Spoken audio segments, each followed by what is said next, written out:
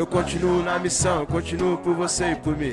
Porque quando a casa cai, não dá pra fraquejar. Quem é guerreiro, tá ligado? Que guerreiro é assim. O tempo passa e um dia a gente aprende.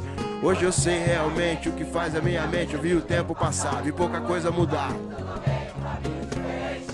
Tanta gente equivocada faz mau uso da palavra. Falam o tempo todo, mas não tem nada a dizer.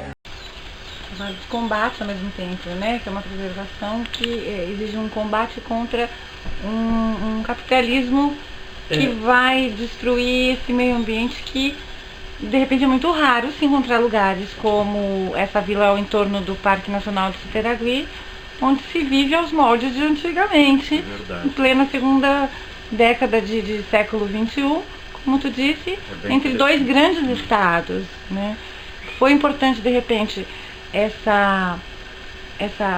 esse jeito natural, de repente, dos nativos para preservar, de repente até 1950, não sei, quando começou a evolução do mundo, o boom imobiliário, o boom industrial, foi, imagino, na mesma época que se decidiu instalar esses parques e começar a preservar. Sem isso, Superagui também não teria existido, né? Não, tenho certeza que não. O entorno daqui mostra isso, de repente, a própria Ilha do Mel, onde não se tem mais nativos. A própria Vila das Peças, que teve um início de especulação que pôde ser freado, tudo estaria daquela forma. A margem costeira toda ocupada por casas de veraneio, o morador ou tendo que migrar para Paranaguá e se favelizar, ou tendo que ficar no interior da unidade, nas áreas menos nobres. Né? Estou com duas questões bem importantes. O que nós não podemos perder de vista é que existem contradições, né? E uma delas é que a especulação imobiliária, por mais que falem que seja culpa de algum governo, ela parte do morador. É o morador que oferece. Tudo bem, existe uma pressão econômica, existem várias justificativas, né? Mas ela parte do morador. Então é muito importante que ele entenda esse papel que ele tem de não dar o start na especulação imobiliária, não ter uma associação forte, uma liderança e uma coesão comunitária bem forte para que nem exista a intenção de vender. E se já houve essa venda, resgatar essa terra para o povo nativo. Mas o governo sempre agir suplementarmente e uma comunidade bem forte consegue evitar isso. Né? A gente tinha um exemplo de Tibicanga até bem pouco tempo, que era uma comunidade que a gente não tinha preocupação nenhuma, porque eles eram bem unidos e tinham essa ideia bem forte de não deixar ninguém de fora entrar. Mas você tocou num ponto bem importante que eu vou tentar falar de forma bem direta, que é a questão, nós temos um sistema capitalista e ao mesmo tempo aqui nós temos uma questão do extrativismo, né, principalmente da pesca. Né? Então a coesão desses dois sistemas é muito complicada, né, porque o extrativismo era previsto em comunidades em nível de subsistência. E agora eles são pressionados para terem renda, para não só para viver para si, mas tendo ganhos, podendo ter bens que eles têm direito a ter acesso, esse tipo de situação. Então vai ser sempre um dilema que tem que ser muito bem conversado entre eles, principalmente, eles buscarem as soluções de como eles querem viver, né? Porque até onde eles vão permitir que as alterações fora de lugares essas influências, internet, bens de consumo, de moda, de tudo, interfiram no modo de vida deles. Por exemplo, assim, nós somos muito acusados... Do que é necessidade, do que é... As reservas, não, o fandango está acabando porque chegaram os parques e as reservas.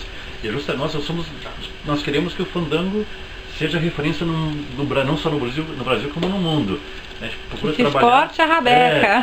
E não deixe morrer. A gente procura trazer o professor lá de Guaraqueçaba, ainda bem que o grupo de jovens começou a fazer agora de novo apresentações, né, e resgatar esse orgulho que eles têm que ter do fandango.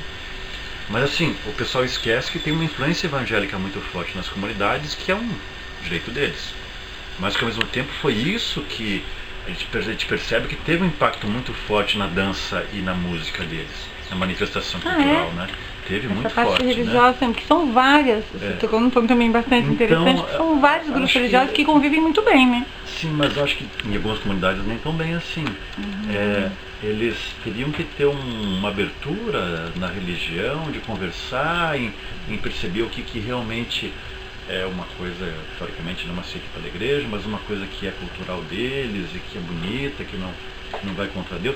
E pelo menos foi uma abertura para conversar. Em função da entrada de algumas religiões, fez com que essa cultura do fandango fosse limitada. Ah, não pode dançar por causa disso, ou não pode usar biquíni, então você pode entrar numa, sei lá, de roupa. Esse tipo de... Isso teve, com certeza, a questão religiosa tem impactado muito fortemente. Porque os parques e a função do ICMBio ou do IBAMA, quando era gestor anterior, enfim, da Secretaria de Meio Ambiente Federal, é pela preservação da vida, não pela evasão da cultura local. Ao contrário, isso levaria até o turismo para longe, né? O fandango, ele já teve esse decréscimo mesmo antes da criação das unidades, né? Então as pessoas, mesmo migrando para a pesca, né? Porque as pessoas deixaram de plantar aqui nessa região porque a pesca se mostrou muito mais rentável. Nos anos 50 em diante ali, a pesca se mostrou mais rentável e era muito mais fácil comprar a farinha do continente, onde era mais fácil produzir.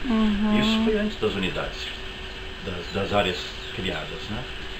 Então a discussão é muito mais fácil querer achar um culpado do que tentar entender o problema e tentar resolver o problema. Esse é um vício do brasileiro, achar o culpado.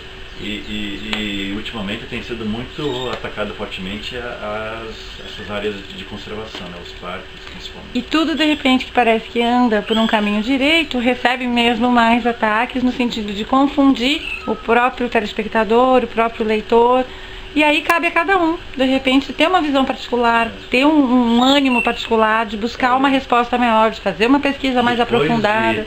12 anos trabalhando em parques, tanto lá no Jaú, na Amazônia, quanto aqui, trabalhando com comunidade tradicional, eu digo que o brasileiro vive uma crise de planejamento. Nós queremos só planejar, isso não fazemos mal ainda, né? E não não executamos o fazejamento.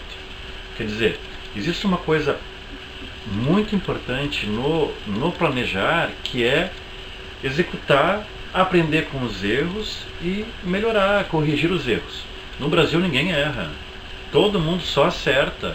Então a gente fica planejando, não, mas isso não está pronto, a gente não pode, né? O plano de manejo do parque é um exemplo disso. Nós estamos há 4 anos já tentando estruturar e as pessoas já querem uma coisa interminável, uma coisa que é para executar 5 anos e depois não está fechado, se corrige onde se aprendeu e se replica o que deu certo.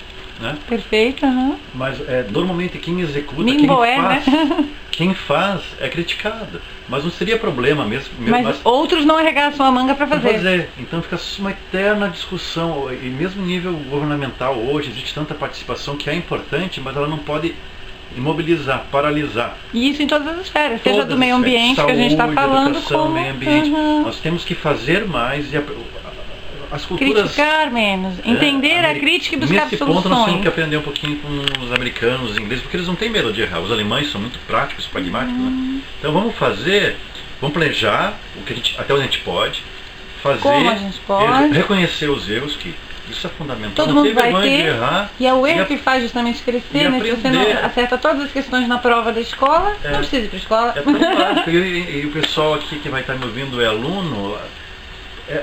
Errar é fantástico se aprende com os erros. E o melhor é assumir o erro, né? Assumir sem problema algum e trazer isso de uma forma leve, de crescimento. Que errar é um aprendizado, então você vai ver o aspecto bom. Não esconder ou achar que a culpa foi do professor que não perguntou direito, né? Ou tentar achar alguma outra desculpa. Não. Uma questão social, de repente, mesmo que está colocando, porque às vezes a cultura daqui, embora esteja distante, também está muito ligada, assim, como você disse agora há pouco, à mídia televisiva e de internet. Então tudo isso começa a influenciar o próprio dia a dia das escolhas e da forma com que cada um lida consigo mesmo, né? Que é o assumir a sua falha. A responsabilidade social não deixa de ser uma responsabilidade individual. Importante, assim, que eu colocaria que, de uma forma geral, nós brasileiros precisamos, por exemplo, aqui o pessoal é muito engajado, é muito contestador, né? Eles já são muito críticos, bastante críticos, o que é bom. Aqui especificamente.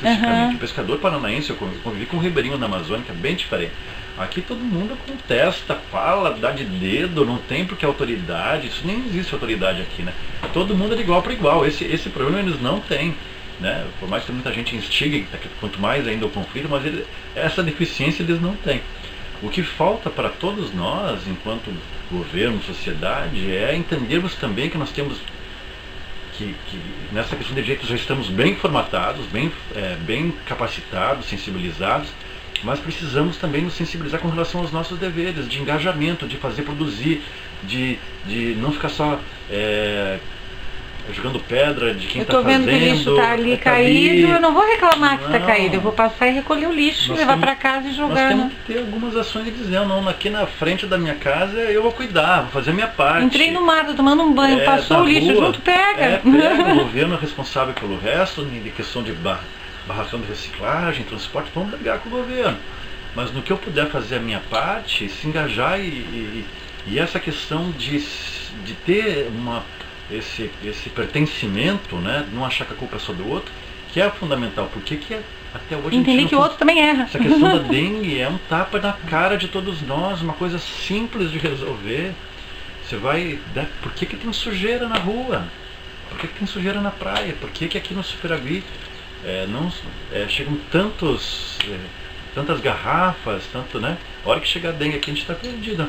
Tanto lixo que chega e se acumula, que chegam a formar dunas que depois são cobertas por areia desse material plástico que chega da maré. Que vem da cidade. Aqui tem as marés trazem muito resíduo para cá, tanto de manguezal quanto de plásticos, resíduos, e isso vem aqui nas praias, né? E o vento leva para dentro, né? Então tem um efeito bem forte aí. Isso é complicado, né? É bem o que você colocou na pergunta mesmo. A gente falou alguma coisa sobre reserva da biosfera, falamos um pouco sobre Lagamar agora há pouco. Vamos explicar melhor o que é tudo isso? A minha área de trabalho é um pouquinho mais relacionado com sítios do patrimônio natural. São duas coisas que são legitimadas pela Unesco, tem um carimbo da Unesco, né? Tanto Reserva da Biosfera quanto o Sítio do Patrimônio Natural. E o que significa ter esse carimbo da Unesco? Isso. Bom, primeiro, nas duas questões é como se fosse um reconhecimento dessas áreas, é um título, né?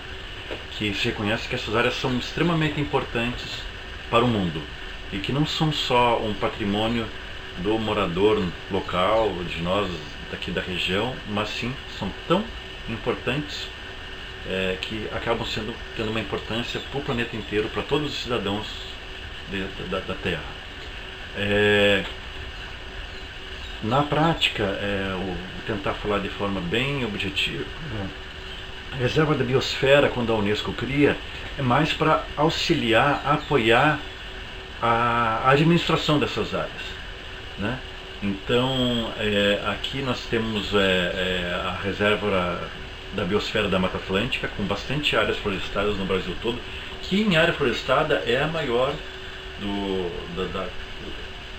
que já foi criada, né? Aqui especificamente na região tem a Reserva da Biosfera, dentro dessa Mata Atlântica, que chama de Serra da Graciosa. Da Serra da Graciosa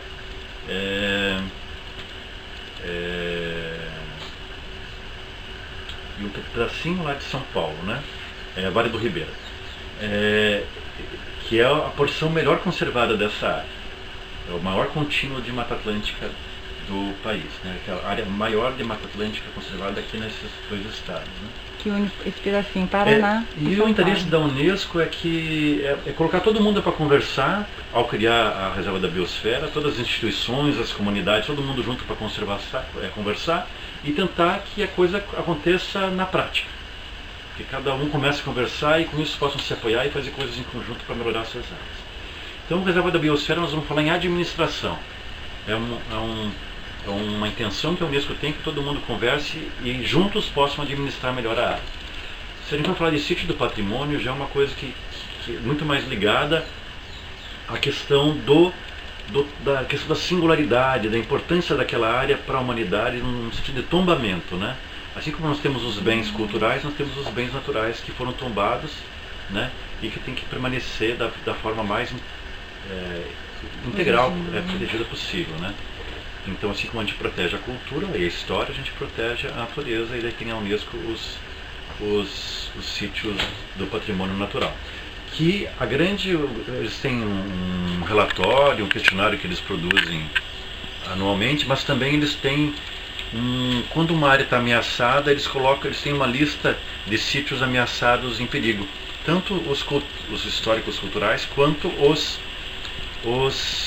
naturais. Então, se tem uma reserva que está sendo destruída, desmatada, ou o objetivo pela que ela foi criada está sendo ameaçado, ela entra numa lista de perigo. Como de repente Diamantina sofreu com fogo há um tempo atrás, ela deve ter entrado numa lista de perigos. Seria mais ou menos isso? Como Diamantina, se falar a cidade?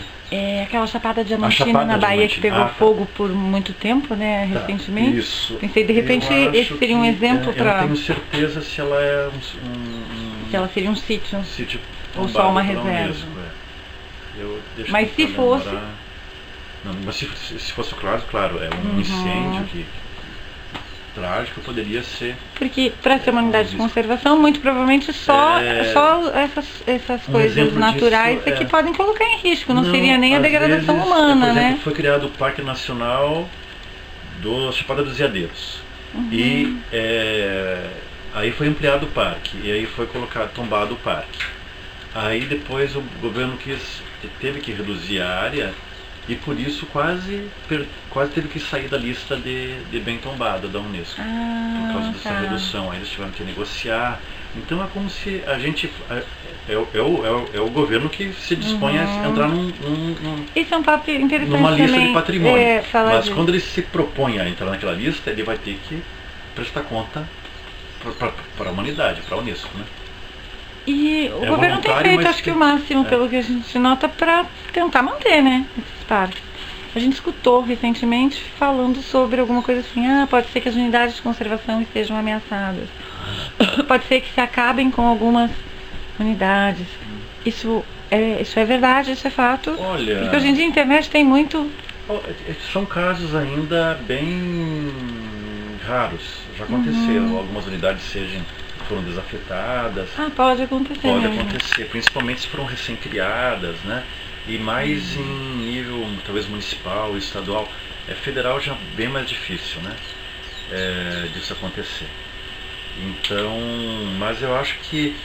Eu acho meio impossível, não sei, na minha cabeça parece tão difícil. O que a gente vê é que realmente existe uma pressão econômica sobre essas áreas, né? Muito grande, então, um desejo de pessoas que geralmente já estão lotadas em outras cidades, que já têm muitos bens, que não já existe, por exemplo, assim... mega empresários ainda querem mais um pedaço de terra. A possibilidade de áreas de represas hidrelétricas, né? Vem essa questão também, mesmo em áreas como essas. Mesmo em áreas de proteção integral, existe possibilidade às vezes, algum interesse por mineração. Então, sempre tem algum tipo de ameaça, além da questão de pressão sobre os recursos mesmo, madeireiros, né? Isso acho que nunca vai mudar, né? Analisando agora, não tinha eles tão longe nessa análise, pensando até nessa extração de recursos, mas, ou seja, essa especulação nunca vai, na verdade, assim, se transformar, né? Porque é como Jesus falou, de repente, só mudando o indivíduo para se mudar a humanidade. O principal é que todo mundo se sinta um pouco dono dos parques nacionais, das áreas protegidas, como em alguns outros países. A gente já vê isso. Na Argentina, não vou nem falar nos outros países, né? Mas na própria América do Sul nós estamos muito atrasados. Legal comparativo, sim. Né? Então a gente está muito atrás de Peru, muito atrás da Argentina, muito atrás do Chile. Nessa questão de unidade de conservação. E principalmente a comunidade entender que aquilo não é uma coisa isolada que está lá para turistas, para atrapalhar. Não, aquilo é um bem que a sociedade brasileira decidiu que aquilo é importante para conservar, que todos nós temos uma parte naquilo. É nosso. E a gente é responsável tanto para manter quanto para cuidar. E a própria Constituição fala que o meio ambiente não é a responsabilidade do ICMBio, ou do IBAMA, ou do meio ambiente, é a responsabilidade de todos. Está bem claro na Constituição, porque nenhum órgão vai conseguir fazer isso sozinho. Precisa do comprometimento de todos nós. E a definição é raiz, é roots, é maloqueiragem, é rua, morou? É conceito, é respeito, é sinceridade, é humildade. Por mais que possa, às vezes, parecer alguma coisa porque uma sigla tal diga outra coisa, morou? Eu quero que se foda, eu só quero que é o seguinte, ninguém entenda que a gente tá aqui falando o tempo todo que a gente quer ver o povo prosperar também, que pra vida melhorar o povo tem que parar de sofrer. E isso é um jeito de você virar uma referência, é um jeito de você poder olhar e falar, porra, aquele cara ali tava aqui, saiu do nada, trabalhou, prosperou, hoje ele tem o carro dele, tem a casa dele. Eu tenho a habilidade de fazer histórias tristes virarem melodia. Vou vivendo dia a dia, na paz, na moral, na humilde. Busco só sabedoria, aprendendo todo dia. Me espelho em você, corro junto com você.